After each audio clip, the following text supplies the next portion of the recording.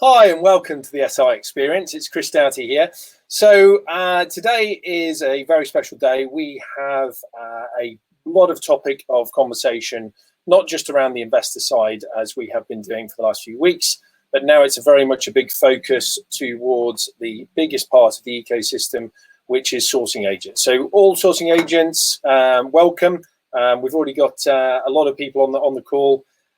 If you have any questions at all, you can comment at any time. We're going to be taking a Q&A at the end. But without further ado, I'm going to introduce a lady that a lot of people know. Very excited to have her here. And here she is. Hey, Tina, how are you? Great. Thanks, Chris. How are you? Thank you for the invite. Oh, no, absolutely. Always. And we've both got both of our banners in the background. I love it. We were already on it. So we've got quite a busy packed day today, talking about some major topics of which I think resonate with a lot of people. So you yourself, what I mean, without a lot of the people on the call will know who you are already, but why don't you just tell us, just who you are and what you do, as on a day to day. What's your calling? I think I would probably term it as.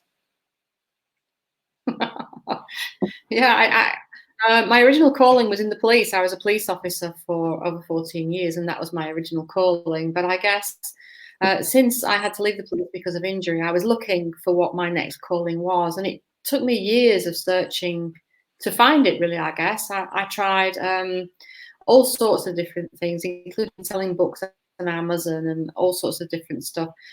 But eventually I came across the idea of being a sourcing agent. And what really resonated with me was the fact that there is a lot of legislation and regulation around it, probably linking into my police background.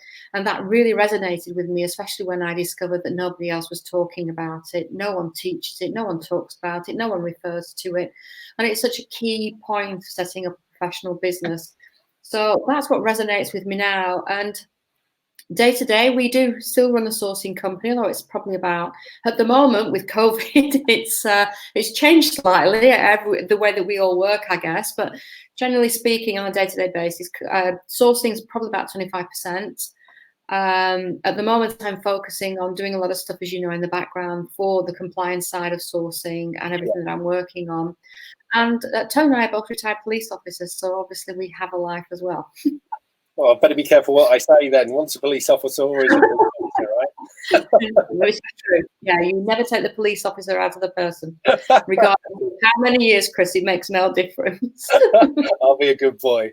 But today, obviously, it's not just the compliance side, and I think there's so much more. Again, that me talking, with you a lot, and obviously, working closely with Tony as well, who's your other half, is there's so much more to being a sourcing agent, of which you have experience in yourself, but also are able to, with the amount of people that you have touched over the years at events and talking and actually doing sourcing yourself. It's not just the compliance piece, which obviously gives you a big, in my opinion, passion for this. There's a lot more to it, of which the compliance part you're an expert in, and many people know you for that. But we today obviously wanted to talk about not just around, as I say, the compliance piece, which we will, but we've also got some other big topics that we wanted to get into, and one of them being is what happens to a lot of these people wanting to make a difference in their lives, and getting trained, and then what happens. And I think that's a topic that's very passionate to me, because, as I say, Sourcing Investments has built a solution for sourcing agents to help with the operational execution. I think that's why today this is quite a good topic for us both to come together on. So what I've got is from my side, I'm just going to show on the screen to everybody. This 2 million here is just from our perspective. This is the amount of sourcing fees generated so far for sourcing agents. We've currently got 37 on the platform across the country. And for me, this is just represents that it's not just about talking about it. It's about the operational execution, the success of that, which I think there is a gap. So one of the things I think the next sort of page is very. It was quite funny. We were talking about this, and Tina and I come up with the same visual to represent and talk about topics. And really, Tina, from your perspective, what is the difference? And we'll both take this, but the difference between the training and the reality of being a sourcing agent? I think the difference is that most deal packaging courses cover this in 1 or 2 days, Chris, and they give you sort of an idea to the structure of what you should be doing, but actually going out there and doing it when you're on your own is something just completely different. And you've got to remember that it's a business that you're setting up. It's not just sitting around a stool on your kitchen table and it's easy to get money into the bank account within a month. A lot of things can go wrong. There's a lot of things to consider that aren't necessarily covered on the deal packaging course or the sourcing course that you're on. Yeah. And the difference is between the bits of information and snips you get from a training course to actually being able to implement a full professional business with a possibility of longevity attached to it, I think, Chris, and it not falling over within a few months because you fall out of love with it because the information you've got just doesn't take you where you need to go. Yeah. And I think it's a very hard thing to get across to people, you know, that in a nutshell. Does that make sense? You know, we can all comment on, you know, the reality of running a business, how hard it is, etc. But I think what we try to do here is represent, you know, what it actually means. And in this diagram here, you know, from an iceberg perspective, what we've got is at the top part, which I think a lot of people focus on with either the training courses themselves. They focus on, oh, it's an easy way to generate money. It's the fun, exciting part. It's the communication with investors. It's the selling of a deal and packaging it up. And even those meetings in hotel coffee lounges, Chris, all around the country that is great to go on, but can waste an awful lot of time and cash for you very, very quickly.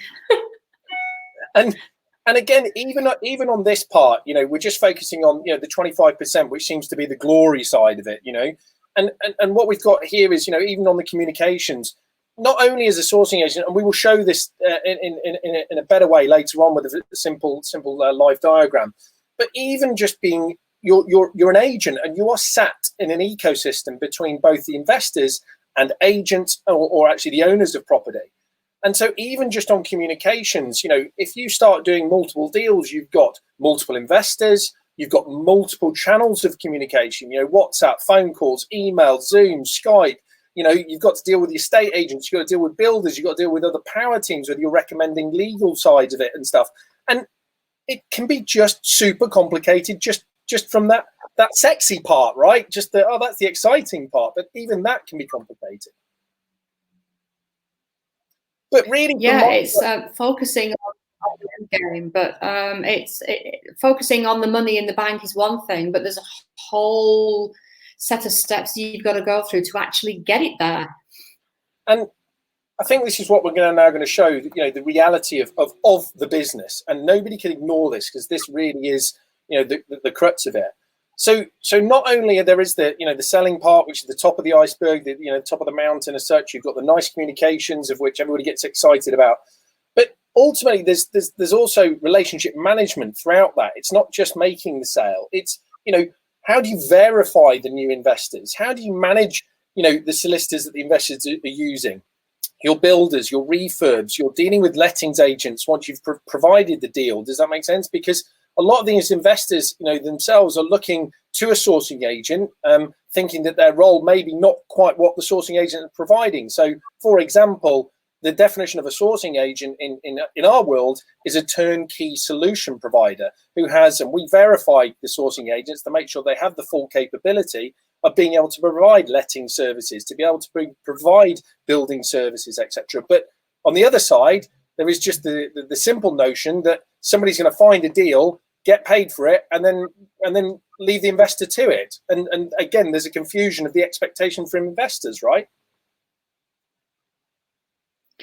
Yes, there is. And I think something that I know that you and Della focused on, Chris, is the fact that sourcing agents come in and they're told, yes, you can get a fee for actually sourcing the deal, which is fine. But also then you can get another large amount of money for managing a refurbishment. But how many sources actually have the experience to be able to deal with that sector of the business? Because you and I both know that there's a lot of regulations around safety on sites. which sources just don't know about. They don't know how to manage when an electrician has to be on site or a plasterer. And it isn't as simple as he's made out. There are a lot more complications with it. And of course, that increases the inherent risk, not just for the sourcer, but for the investor working with them. Yeah, I agree. And again, there's so much more to it, which again, the problem I find is the reality of this. Look, this can all be dealt with, but they're not being told this up front to what they're walking into. Does that make sense? And I think from my side, look, nobody minds, I meet a lot of sourcing agents and ones that, come through Tony and when we do demonstration of the system and what it means and how it makes their business more efficient. But the theme of the story seems to happen, been on a training course, suddenly now they're in reality and they don't really know, they get lost because suddenly now there's so much more to the business and the complexities of it that they didn't account for. And so now they get that enthusiasm that a lot of the sources have in the starting of their journey is lost. And that for me is the most devastating part, because they want to make a difference to their lives. They want to generate an income stream and generate a business that's got value in it. But because of their lack of training or the understanding of, CRM systems, what is their GDPR, responsibilities, etc. It's not a 5-minute job. And I think that enthusiasm is lost. And that's why a lot of people don't stay in this business, because they get disheartened with what it means. I think as well, Chris, if you're told on one of these courses that you can be up and running and earning money within a month, that sets an expectation for these people coming off these courses. And then actually when they get out there, your 2-day course is up. You've got handwritten notes that after 2 weeks, let's face it, most of us can't read what we've written. Yeah. And there's no support there for you as to what you do next or where you go. Or an investor asks you a question, you have no idea how to respond or where to go next. And all of a sudden it becomes one of those courses that's on the bookshelf and is never touched again, which, as you say, is such a sad thing, because the industry is crying out for people who want to be compliant, who want to be professional, who want to provide a full-rounded service, and there is a demand for it. And on what we're showing on the screen now is, again, it's not just the relationship management, business administration. You're running a business. You've got your accounts. You've got your invoicing. Does that make sense? You've got to deal with finance, for example, of receiving funds, from investors, having your own, separate, escrow accounts, and in order to have that as a client account. This is a lot of just business administration. Never mind the contracts that you need to have between, if it's a lockout agreement with a seller, if it's actually to do, a T's and C's document contract with the investor, and what does it mean if they pull out, etc. That's just the day-to-day business administration. I'm pretty sure that that's not gone into too much detail when people are explaining that, oh, it's an easy way to make money. It can be. And this is my point, is it can be if you get all of these systems and in place. But again, you've got to have that drive to do that. And here is the compliance and finance administration. And then one of the biggest chunks is you might have the deals, or you have to go and find the deals, but you have to do marketing, advertising, whether you go to, your time is spent on creation of contacts through networking events, dealing with them, verifying them. It just goes on and on and on. And I think at the end of the day, this is where a lot of people get lost, because in the sense of it takes them away from their fundamental reason of being there, which is generating revenue. And two things seem to happen. Either corners are cut, and unfortunately that then exposes them as a business in a legal sense, or it cuts corners for the investors, and then it creates a non-professional environment. And unfortunately, you'll then not have got a sustainable business, when in actual fact, all of these things in a very simple way and with systems that you are taught that's going to make your life easier, just simple things like Trello, which is a very easy, free product that allows you to project manage each investor and engagement with a property. Nobody's shown how to do this to make their life easier. And I think you were showing me yesterday, Tina, how you're very regimented with, for example, just your calendar, because your customer service needs to be on point. Yeah, my calendar's color coordinated. It's fabulous. It's a little bit like your iceberg, Chris. I like it. That's what my camera looks like. We're on the same page. But I think for everybody here, this is just really showing, look, the 100% of the business is all needed, but don't just focus on the 25, because that's where, unfortunately, it'll come unstuck. And I think what we wanted to show here is really that from our side, building a system that allows this to happen.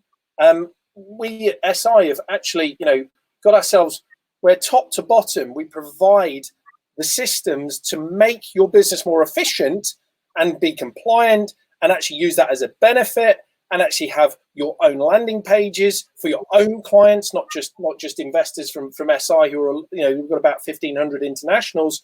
But we've built something for this industry, which at the moment, nobody is thinking about the sources. It's kind of come and train, here's a great opportunity, and then I'll see you later and go and figure it out yourself. So yeah, I think if you look at the bit below the water level on your iceberg, Chris, that is the foundations of any great business. Yes. And you don't have to put the title sourcing on it. It would fit any business. You don't have to put the title sourcing on it. And the bit above is the great stuff that comes when the foundations are built strongly and well, and you know your business, and you've done that in the first place. Couldn't agree more. Couldn't agree more. So what we wanted to get onto next, Tina, was really talking about, and that's the first topic, and I hope we're already getting some great comments in.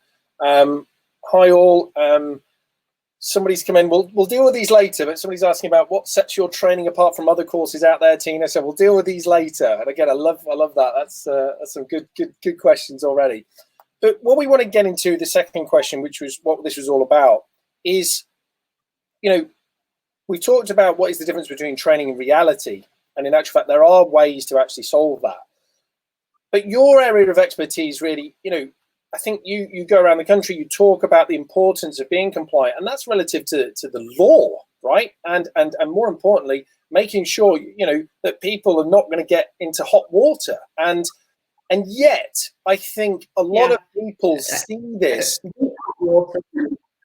And I think a lot of people see this, Tina, as, why do they think it's a burden? When in actual fact, what we've seen, in order, again, having the right systems, using it as a mechanism, it actually can become an advantage to differentiate, the professionalism of a sourcer versus another sourcer. And at the end of the day, that professionalism and confidence is what ultimately an investor, whether they be, UK or international, is looking for. And it doesn't mean that you're a great sourcer. It's just one part of you showing your professionalism. And then after that, you've still got to continue to be professional. But just that first part, actually the compliance piece, is good for your business as well, because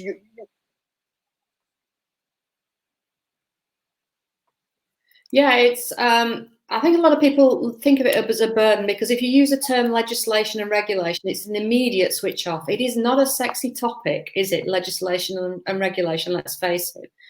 And one of my old mentors, when I said I was going to write a book on the topic, told me I wouldn't sell 4 copies. And those I did, it would solve insomnia. So there you go. Well, he was wrong to start off with. But hey ho, I think how it's put across, Chris, and the fact that you don't just spout legislation at people, you put it into plain English as to how it affects how you will operate as a sourcing agent. So it's how it affects you on a day-to-day basis. What do you have to have in place? What do you have to have an understanding of? What does that mean for us as sources? Not just spouting legislation, which is pretty gobbledygook at the at the main times, even for me, and I love reading it. But it's putting it in plain English and disseminating it so that it's adapted for exactly how we need to understand it and how it affects us. And then what we need to put into place to make sure that we've covered our backsides, regardless of what the legislation or regulation is. And again, I think. Go on, Tina. Sorry. It's my bugbear isn't about necessarily deal packaging and sourcing courses. I think there are some great ones out there. Not that I've ever attended any. I taught myself. There wasn't any when I started.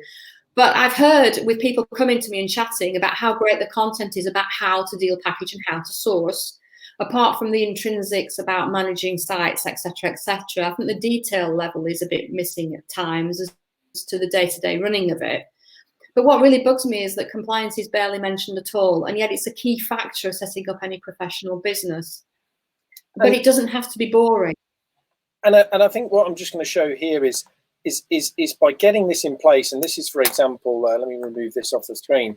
This is a page of one of our new sources called Ryan, and this is a white label service for any of our sources, and this actually shows, again, by presenting yourself, and this allows investors to sign up with Ryan, but this is the first window. Does that make sense? That any investor is really going to see. And on this page allows him to put his deals. On here, he's got, the proof that he's got his TPO, his ICO, HMRC, his PI insurance, etc. And then there's the other additional checks, which again, you're very hot on, is AML procedure and documentation checks, which we do. And again, this is all driving, I think, overarching the industry into a better place. And again, if this looks like it's a burden, it really isn't. And on the right-hand side, we're going to talk about, it's not just getting your documentation in place. Let's just talk a little bit about AML, the anti-money laundering checks that have to happen. You find an investor, that's great. But from that moment, you have to do a couple of steps, and you're going to describe those of what actually has to happen, whether you're an estate agent or a sourcing agent, because you're covered under the same regulation. And so what are those two steps that need to happen? I call it the two-stage due diligence process. And the first stage is manual, which means that you're gathering the data. You're gathering proof of identity, you're gathering proof to show that they are who they say they are, they live where they say they live, they have the funds to make the purchase, and key for anti-money laundering is where those funds have come from. So you gather all of that data in, and then under regulations, you have to check to see if the person that you're going to be dealing with is a politically exposed person, or a PEP, or if they're on the sanctions list, or if their country of origin is on the sanctions list. And the easiest and quickest way to do that is to use a quality electronic checking system. Yep. So the manual data you've gathered, you input that data into the electronic system, it goes off and it does checks, it checks. It will do a lightweight finance check. Well, the one that we're going to talk about anyway, that you and I both use, does a lightweight finance check. It will check voters register. It checks in all of the key places that we can't easily get access to an up-to-date list. And then within about 15, 20 minutes, depends on how busy it is, it fires you a report back with a full load of information as to where your client has passed or where they failed. And then you have a manager that if you have any queries and you don't understand, they can help you through the next process as to the level of failure and what you might need to do. But that two-step process is really key, and HMRC have sort of backed away from the manual checks a little bit and come on board and said electronic is acceptable, and actually now they're coming across as if they're actually recommending it. Of course, lettings agents have used it for many years, haven't they, Chris, for checking tenants? Yeah. And again, that burden, if you were just taking on a train, that means you've got to then find an electronic, AML service. You've got to work out if it's any good. What do I do with it? And again, just to point out on the screen here, we for any of our SI sources, let's make this easier. And we've been able to do have a conversation with Landmark on behalf of all of our sourcing agents, and that now sits in the sourcing agent dashboard area. So when they have got a client who has come in, they can quite easily click a few and they get beneficial rates, etc., to allow them to do these checks, because otherwise then you've got to go and find that company yourself, you've got to go and do it, when in actual fact all of that does is takes time, more business setup, more enthusiasm drops. When again, we talking, yourself, etc., we've now been able to put this in place, so really everything is under one hood, and so then again it doesn't become a huge burden and actually becomes a benefit and a professional benefit to your business. So yes, it does. And I think we were chatting yesterday, weren't we, about that being professional and having that consistency is key service for each of your investors, is what sets you apart from the rest of the sources in the UK. Yeah. And I still stand by that. If you are fully compliant, and I mean fully compliant, you're probably in the 1% in the UK that are. There's a few more that are registered here and there, but they don't understand what sits below it. Our iceberg that we like to talk about. Yeah. They don't understand what sits below it, and so they're sort of in halfway house, but they don't really realise that they are. And if you can set yourself up professionally and have all of your I's dotted and your T's crossed, then because I teach investors what questions to ask and what to go looking for, you're in a much better place to get the best quality investors that, let's face it, Chris, won't mess you about. Correct. Absolutely. And that's obviously, and we're going to talk about the verification of that. So, and how that is a burden in itself. I can attract investors. A lot of people then just, put a deal out on Facebook. You might have 20 people coming to you. To be honest, most of those people are probably going to be wasting your time, because if they're looking at deals on Facebook, they're not necessarily what I would call in that professional space for investing. So so what we've got again is two parts to it. One is being able to get the information from the investors in a way to get the manual data, which allows you to then input that once an offer has been accepted. So again, it's a process. Once an offer has been accepted on a deal, you can then run the digital checks. But before all that, again, the actual documentation itself, you can go off and create your own documentation. I'm sure there's some people out there who've read your book and then try and apply the right kind of logic to a contract or procedural documentation. Yeah. And really, again, we're going to be talking about efficiency. If people actually valued their time and put, say, for example, a £50 an hour rate against their own time, I think suddenly if people saw the amount of time that they were wasting, what that actually is potentially costing them, it would really scare people. But a lot of people don't value their own time, unfortunately, or don't want to actually write down what does that mean. I've been working for 5 hours today between investors and doing this and doing that, and I've made no money, and so that's actually cost me £400, etc. So what we wanted to say was, and again, it's of course we're going to be discussing this, is you yourself has taken a lot of burden here away from sources wanting to get up to speed quickly.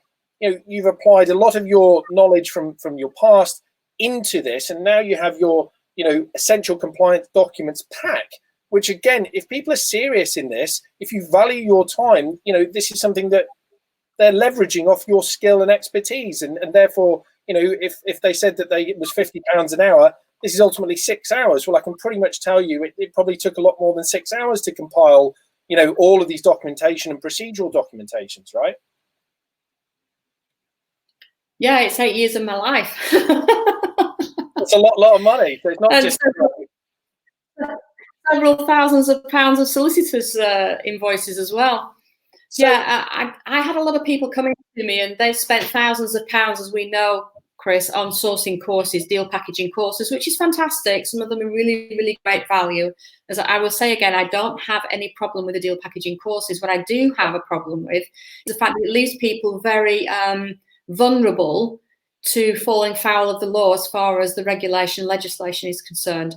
Yep. But I'm also very conscious that most sources come into our sector and they don't have an awful lot of cash, Chris. They're doing sourcing because they want to build a cash pot to invest with. Correct. And that's purely what they're coming into sourcing for.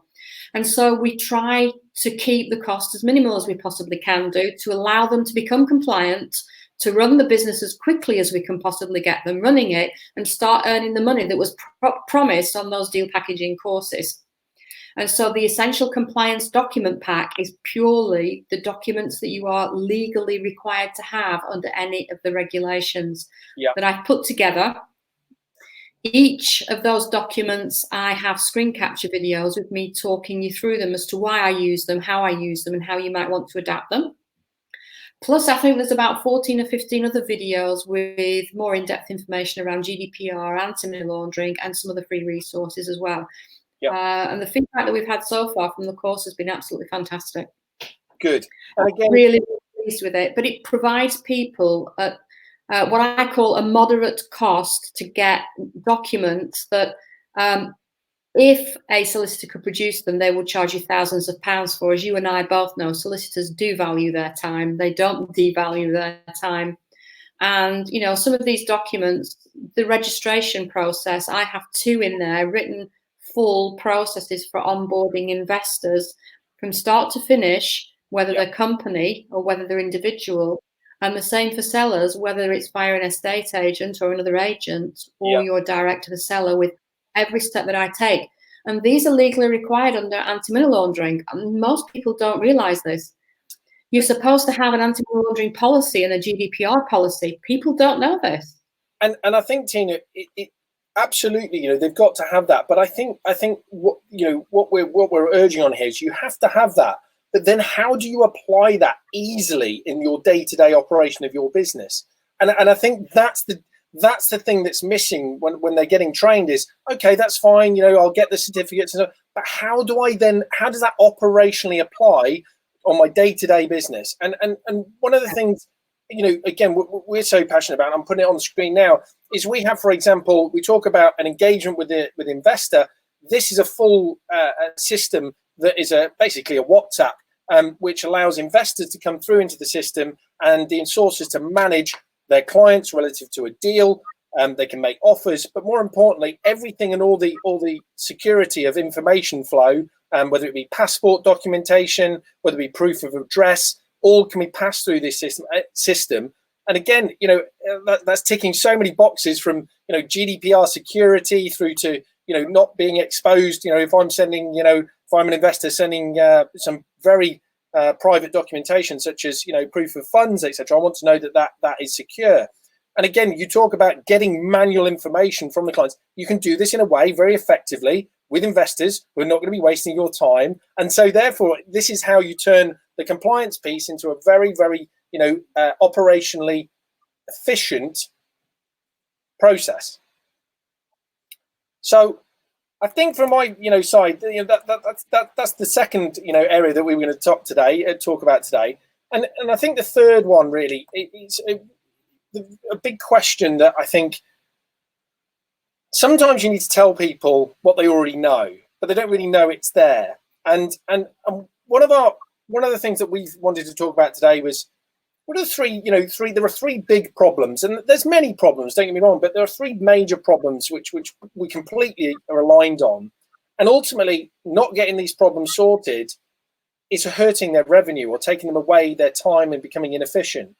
And from your side, what we've talked about is finding investors and verifying them and making sure they're not going to waste your time. How does the sourcing agent make sure that they get paid? That's number two. And then, number three is effective customer service. So if I've teed those up, what are your thoughts on that, from actually, sourcing yourself, but also what you've seen out there occur on those three sort of topics? And how is that? How are they struggles, and how are they solving those currently, if they are?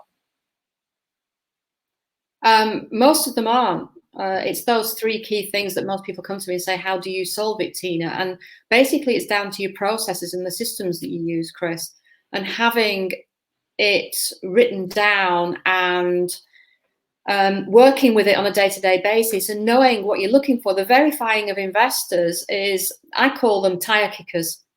Yeah. And most people from the south of my area don't have a clue what I'm talking about when I say that, but it's time wasters. And we have a procedure in place, a process in place that filters them throughout that process. Yeah. And the more in-depth it is, and the more you ask questions of them, at the end of the day, you won't work with as many investors. But as you and I both know, you only need one decent investor that is willing to work with you and is ready, willing, and able to part with cash to start you off. You don't need 3,000. Yeah. So you will get rid of all the tire kickers, but you will fine tune it down to maybe a handful that will actually work with you. And most investors don't want to buy just one deal. They have a 5, 10, 15, 20-year plan. So if they find a source that they can work with and build up the know, like, trust within a professional system, which contains everything, it includes safety nets for both parties, not just the sources, but for the investors, then I think you're going to have more of a captive market of the investors that want to come in there. And because of the investors now understanding more on how professional sources should be, they're asking more key questions. So the tighter you can keep your professionalism, the better your checks on your investors, the better the quality of your procedures wrapped around the whole process, you're going to get rid of the vast majority of the tire kickers in the process of bringing them on board. And of course, in that process, if you have fine-tuned how you get paid, where any deposit or reservation money is held securely and safely for both the sourcer and for the investor. Yeah. And around all of that, it's a professional service with all of those systems in place, then you've definitely dotted your I's and crossed the T's. And I think that's the key fault of a lot of sourcing agents, is sitting around a kitchen table and thinking that they can do this in 30 seconds flat, and they fall over, and then the enthusiasm wanes and they give up. And, you know, what I want to do is obviously show a couple of, again, it's always about the solutions. You know, you talk about, you know, the verification of investors, and I think what I'm able to, you know, show on the screen here is this is, you know, one of our new sources who joined, Ryan, and again, what he's achieved in a very short period of time, and we'll go into an example of what he did. And within 3 days, you know, he was struggling with deal flow. He got a deal, he uploaded it, and within 3 days he got 2 offers, as you can see live on the screen. And in actual fact, then, you know, the deal was sold on day 4 or bought on day 4, and then going through the legal process. But in itself, this system that we've designed, again, for sources, is to make sure the investors, whether they're your own or new ones, you can have them in your own white label service, and I'll explain what that is later. But even with the existing investors who come through, you know that they're not going to be wasting your time, because even at the start of the conversations, and again, I'm not able to show you, and we will be able to show this at another demonstration if people are interested, but you'll be able to see, how are they buying? Are they buying with finance? Are they buying by cash? Have they done their due diligence? And all of these things are what we've designed to streamline that time wasting that can happen with tire kickers, of which I think a lot of people, unfortunately, they think they want, you know, to do something, but they're not ready in themselves or have the confidence in moving forward as an investor. And so therefore that is a burdensome of time burn that sources unfortunately have to, you know, have on their shoulders, which means, you know, lack of revenue, because at the end of the day, you're spending your time, you know, verifying people. How can that be made more efficient? And doing it by yourself is a really burdensome thing, because it's your time that you're burning to go through all of these people. And the second part, Tina, which was really about money flow and making sure that they get paid. In your mind, just explain to everybody, what does that mean? Because obviously we're talking about sourcing fees. Why is that a challenge for a lot of sources? It can be a challenge because getting paid is one of the key things of sourcing. You have to do an awful lot of work up front before you actually get paid on completion of any deal or exchange, depending on what your terms of business state. And one of the issues around all of this is that a lot of sources ask for the sourcing fee up front, or a deposit or a reservation fee, but they don't hold it in the right way. They don't protect it. They take it in, feel that it's their own money and spend it.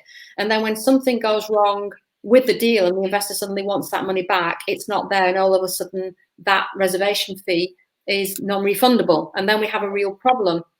But also at the end of it, you could have the issue where if it's just a handshake and just, oh, yes, I promise I will pay you the fee on completion, and then the investor disappears down the road, it's if you've got no decent terms of business in place, you've got nowhere to fall back on to actually try to get some recompense for the loss of your sourcing fee. And that's always the fear of the sources when they come on board, because, yes, you do a lot of work up front. People want to get paid for what they do and for what time they put in. So having as much of a level of security as you can do on that is a great thing. It's a great confidence for the source for getting paid. But also if it's held correctly and securely and not released until it should be under the right circumstances, then it's also that sort of comfort blanket, if you like, for the investor, knowing, yes, I have handed over some money, but it hasn't gone into some unscrupulous source's bank account and they're buying the next 60-inch TV with it because that's what they want. Yeah, it's actually held in a professional account in a system, and it won't be released until certain boxes are ticked and all parties agree to it. And if there are any issues, then it can be dealt with accordingly prior to release. And so It's that comfort blanket that everybody wants, from the investor and the sourcer, Chris, to the guarantee of being paid, to the thought that your cash is being held securely and it will be released if you meet the criteria met, and that you don't have to worry about whether the investor will actually instruct their solicitor to do it or not, because it's all taken care of. And I couldn't have teed it up better, because obviously, again, it's not by chance that we're having this conversation. The difference is, I think we've gone, that's the theory, but we've gone the next step in actually designing this for sources and investors in order to, as part of the conversation area. And what I'm showing everybody on screen is really, we as a sourcing investments are completely independent. So we've created the service where at the end of the day, we're completely independent of the deal. We, from our side, are protecting both the sourcing agents and the investors. And so that independence gives us a lot of strength and confidence for both sides. So we have a completely protected ring-fenced bank account, insurance-backed. It's something that is completely separate from sourcing investments. And so therefore, even if sourcing investments went away tomorrow, it's completely protected. And again, we've had to jump through so many hoops to get this set up properly. It is not just a bank account and calling it a client account, which I think people think it is. In actual fact, you even have to go to the extent of going to the bank and getting letters sent from the bank to confirm that that is not part of your P&L or part of your company. And so therefore, going to that level, we have that. And again, something that sources, it's a burden. They haven't done it. And we've seen so many times that this hasn't occurred and it doesn't occur. And technically they're breaking the law. But at the same time, what we wanted to do is create a service that allows both the investor and the sourcer to be in control. So here, just on the screen, we're just showing that the investor, when a deal, for example, there's two parts to this. An offer has been accepted. The investor able to then move their money into the escrow service, all digitally. And again, everybody can see every step on the conversation area. And at the time that when the property is completed, the purchase has been completed, then that authorization is able to then be sent to the sourcing agent. And behind the scenes here as well, what I can say is there's digital contracts being signed. So therefore, both the sourcing agent and the investor are signing that. And that is an agreement between them two, and is standardizing that contract in a way that actually protects both sides equally. And then the second part, even not just the purchase of the property, it's actually then renovations. If the sources are actually doing part of the renovations and providing the project management, we've actually provided the ability to now use the escrow service to create stage payments and a project management tool in essence. And again, the same process applies where the investor is in control, but ultimately the sourcing agent or the main contractor knows that that money is sat there and subject to them hitting key milestones, which have been agreed between both the investor and the sourcer ahead of time, again, all digitally shown and very easily accessible by both. Then the money is released and we can release that direct to the main contractor. And that, I think at the end of the day, that's the mechanism. But the overall summary is confidence on both sides of the ecosystem and just shows so much professionalism. And again, and that will drive repeat business. So I'm glad you teed that up, Tim. That was nice of you. And so what we got is, from my side, moving on, we've got a real big part here of we've demonstrated getting paid. The biggest thing I think that overarches everything, whether it be the compliance procedures, whether it's actually business admin procedures, and I'm so passionate about it, is customer service. And what is your thoughts on that? And I know we had a strong conversation yesterday and we're both on the same page here, but from your side, customer service, what does that mean to you? And what would that mean to a sourcing agent, considering that they are an agent? They're not selling a product. Their whole business is customer service. So what are your thoughts on that? Well, firstly, sourcing isn't a bricks and mortar business, it's a people business. And as such, the professionalism that you show and the level of customer service is your business. You either make a success or you fail on that term alone, for me. It's just how it is. It's our customer service standards and what people think of us and feel about the service that we provide. It defines your business. I think we had this conversation before, and I think you took this statement out because we both came up with it, didn't we, yesterday, that professionalism of customer service defines your business, and the success or failure linked to it, dependent on which end of the scale you're on. Yeah. It's key. It's everything to us. But because, like you were passionate about it, so we, in our business, we don't focus on the money coming into the bank. I know this is going a bit, people say, you know, the law of attraction and everything. I don't focus on money coming into the bank. I focus on the level of service that I'm providing in a topic that I'm passionate about, and the money then follows it, Chris. I don't know if you agree with that or not. Well, at the end of the day, because I know that we're both passionate about what we do. I do it as if you are providing value, does that make sense? So whether your product is providing a solution or at the end of the day, value, and that's you know, whether it's a consumer product, for example, or if you are in the service industry such as a sourcing agent, if you are able to demonstrate the value that you provide, and that normally that value is something that people want, does that make sense? Or you know, if you can demonstrate that very clearly, then in actual fact, people are more than happy to pay for that value. If you are not showing that value, then that confidence in that value of what you tried to demonstrate is very quickly eroded. And therefore, you know, every client and every contact, I think is so important, but I don't think people put the value on it that they should do, because it's a service business. And how quickly you respond to people is an example of, if you don't respond quickly to somebody who is interested, and I can talk very, you know, clearly about this, because for the first time, you know, I actually, you know, we can see as an ecosystem across the country what is happening between investors and sources. With data, we can see the conversations and the overarching, you know, information that, you know, we have now, which has never been able to be seen before, is in actual fact, you know, and I'll put it to you, if somebody came in who was interested in a property, to me, an acceptable response time would probably be within a couple of hours, whether they're international, whether they're UK. Within a couple of hours, I would want a response from the person who is, you know, giving me the opportunity.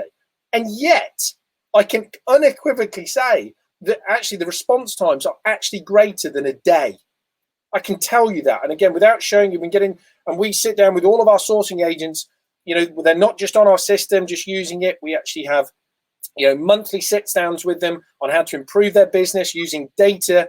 But again, one of my biggest things is just respond quickly. These people are hot. If you don't, then at the end of the day, they're going to see you and your response times and make a judgment. And that judgment may be unfair to you. You know, as a person, you might have been on holiday, but if you don't have that level of customer service, people judge you, and that value that you supposedly have is now depreciated, and therefore money will not be transacted. That's my take.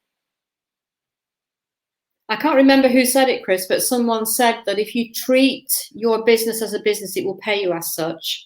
If you treat it as a hobby, it will cost you as a hobby would do.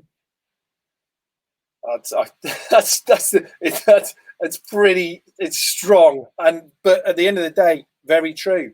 And I think at the end of the day, if you've got to have the systems to be able to do this, and this is where we provide that, and it doesn't then become a burden, and that's sort of the big thing that obviously we're trying to get across today to everybody. So, as an example, you know, we've got Ryan from I Am Homes, which I showed you previously, and Ryan actually came through Tony, which was amazing. He wanted to obviously during this period of time, he himself is a sourcing agent. He's a very detailed guy, and just wanted that ability to what's the word, become more efficient. And just to highlight to everybody, you know, this is a live example. You know, he was introduced to SI on the 2nd of April.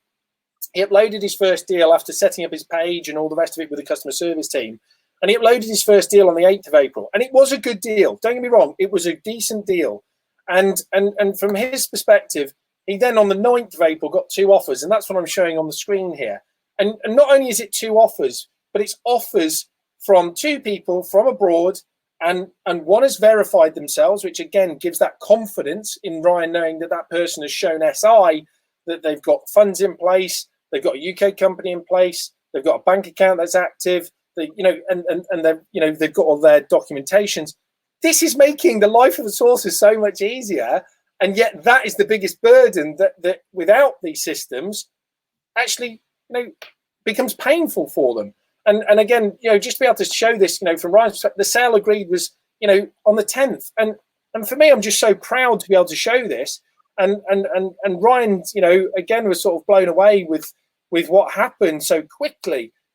He now has got the ability to have his own investors now use the system through the white label service. So Ryan has his own landing pages, his own ability to have his own new investors register, which again is in itself a very simple registration form. But if people can't be bothered to give you, the sourcer, their name, their contact details, what they're looking for, etc., why are you wasting time on them? Because at the end of the day, if they can't be bothered doing that, then you're going to become very inefficient. So I'm just so proud to be able to show that as a live example with all of the stuff that we've been saying, Tina. Yes, it's great, absolutely great. But a sort of a novice sourcer actually succeeded in that short level of time, where if left on their own, they would really, really have struggled. Probably still sitting with that deal now because they'd have had so many tire kickers or time wasters approach them, as you say, despite a deal being, a decent deal for an investor who's interested in that type of thing. And I think one of the easiest way to explain a lot of stuff is for me is simple diagrams, and this just comes on to our sort of towards the end of what we're going to be talking about, and we could talk all day, and I love it. But more importantly, not just talk. We actually show hopefully a lot of value. But what we wanted to do is sort of say, and I'm going to hopefully explain this in a really concise way with using a little bit of visuals. But we've touched upon what is the actual sourcer ecosystem, and for me, what is the sourcer ecosystem? And if I was going to put this in a vision, and jump in here, as a sourcing agent here in the middle, you actually are dealing with two funnels, and I use it as funnels. You're dealing with the investor funnel, and so from that side you are sandwiched in between, and then below you have, if I can keep that on the screen, you have the properties. And so the sourcing agent is sat in between, and yet, if I was going to demonstrate what a sourcing agent has to do, they are not only sandwiched in between, they have to find properties. So if there was lots of properties in the market, you have to go and do your diligence. I'm not sure if you can quite see that. Let me just move it down. There are lots of properties in the ecosystem. You have to funnel those down. You have to then probably find 4 or 5, which actually you'll do some distinct due diligence on. And then further, you'll do that and find maybe one that is a great deal. And that is just the funnel on the property side that a sourcing agent has to do. And yet simultaneously in their business, not only do they have to do that, but they have to then deal simultaneously with lots of investors, or finding them, never mind the marketing, never mind attracting them. So lots of investors, they might find, again, hopefully in a nice simplified way, a few, and that may lead to one. And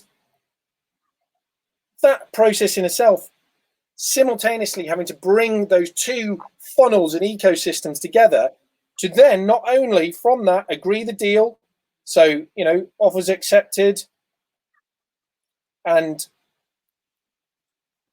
all of the aspects of deal progression,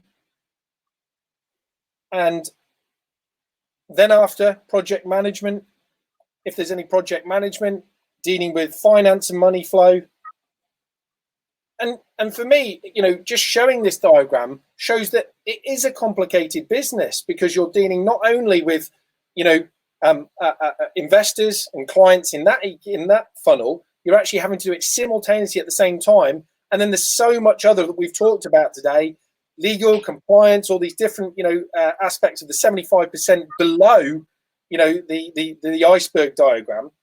And so you need systems around to actually make this business work.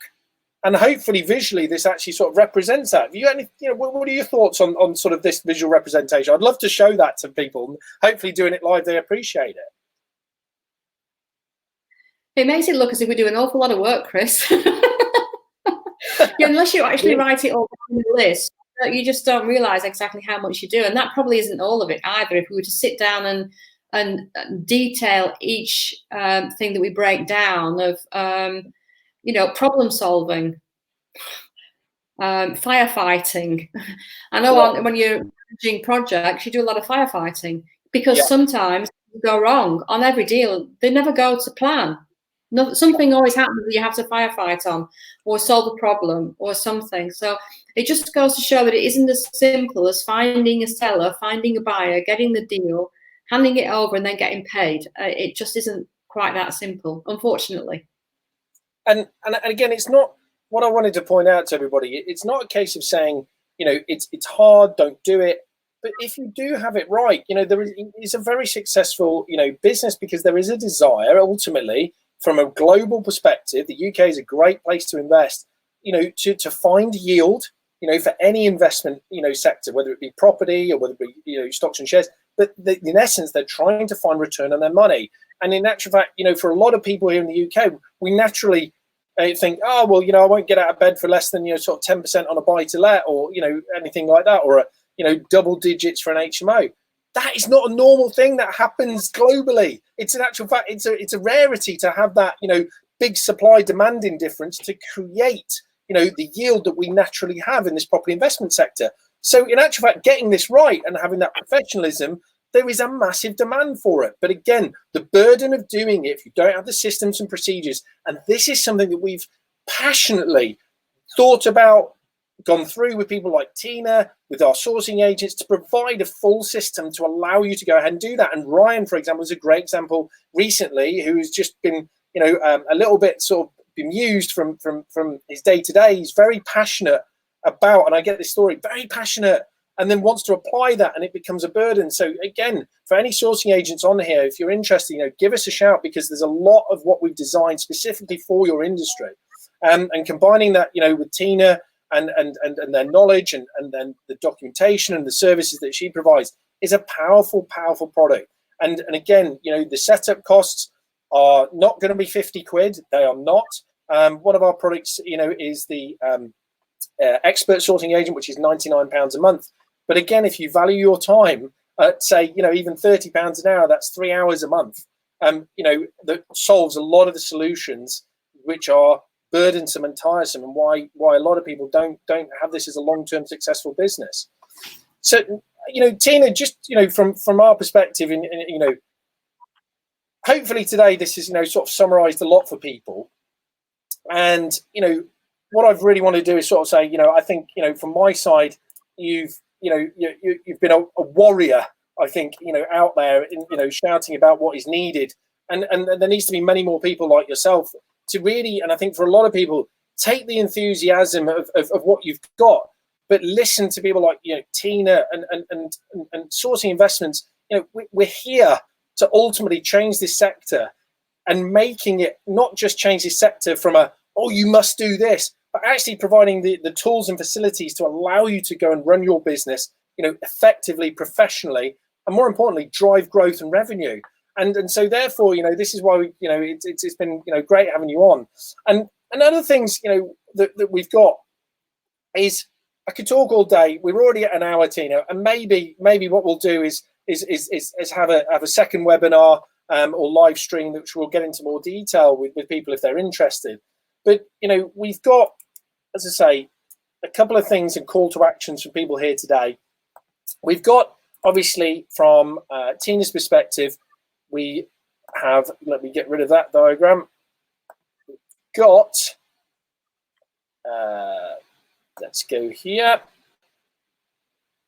For anybody who is just starting out and really wants to get an understanding of the requirements from a legal perspective, which again, we harp upon about it, but it's very important, but also the professionalism side of your business. Please go and check out Tina's, she's got a book. Please go and check out Tina's, courses. That is something that is highly valuable. We actually have got a lot of our sourcing agents to come and take the courses, and some of them have signed up already, which is great. But it's just creating that level of consistency. On the same side, from our side, anybody who is on the sourcing agent call right now, and we're going to do a few Q&As. If not, we'll get back to people individually. Is anybody here today who is starting out, who's already got themselves, themselves in a compliance, or they're actually running their sourcing business and wants to talk about efficiency and how sourcing investments can accelerate your sourcing business? It is designed for this sector. Please contact Tony, who Tina knows very well. So Tony at sourcinginvestments.co.uk for a review and a demonstration of the system. Take some action. You don't have to sit there by yourself. Part of the SI community, part of the team, part of, Tina, you have a big, Facebook group, which a lot of people, talk to each other with conversations with you, etc. But again, you're not alone. You're not just done the training and you're off into the wilderness and it becomes a burden. There are places out here and teams and let's say companies like ourselves, which are trying to change this, and we are changing it for the better with results. So what I've got, Tina, is a few questions. Should we take a few on? Go on then. Why not? We have a lot. So we've got a lot of love. We've got a lot of love saying great. We've got, what's this? We've got a question from Stella. So hi everyone. How does SI, so I guess one for me, help international investors with legislation issues since they don't know a thing about UK legislation? Stella, thanks for your question.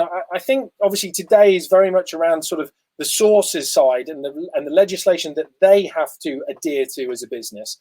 And so from your understanding, really from an investor's perspective, and jump in here, Tina, at any time, but you need to understand exactly what is a sourcing agent is required to have. And what I can say is from an SI perspective, we have public pages with that on that you can see any of the sources on the SI platform and what compliance they have got, registrations with HMRC, anti-money laundering, the Information Commissioner, have they got professional indemnity insurance? And so, those factors, you can also check the business yourself, going onto Companies House, how long has it been active for? And again, there are lots of things that you should do on sourcing agents that you should do with any company you're working with. Check how long they've been trading for. But from your side, Stella, it's more along the lines of you need to do those checks and investor of who you're working with. But today has been very much around what a sourcing agent needs to do to adhere to the law and the UK legislation. Any thoughts, Tina?